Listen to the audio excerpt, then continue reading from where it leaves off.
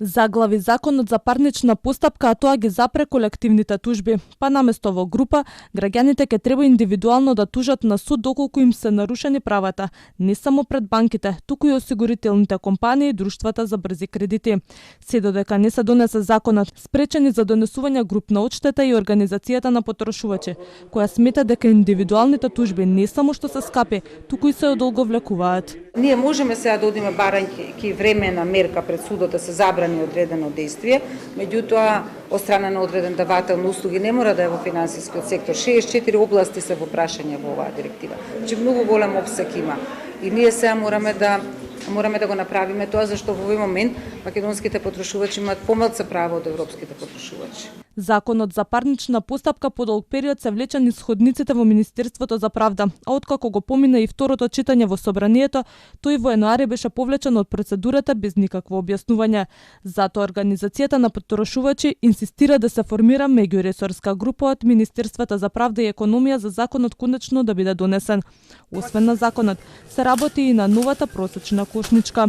Детали не се откриваат што ќе содржи, но се знае дека просечна, а не минимална, и не за 4 члена, туку ќе се однесува на 3 члена семејство, спротивно од укажувањата на синдикатите и коморите. Има многу работи вклучено, тоа се навистина квалитетни и информации од самиот Државен завод за статистика и Државниот пазарен инспекторат. Ја ве само да кажам дека цените на баронија основни прехранбени производи и производи кои ги користат граѓаните во секојдневието ќе се користат од повеќе маркети од различни делови на земјата.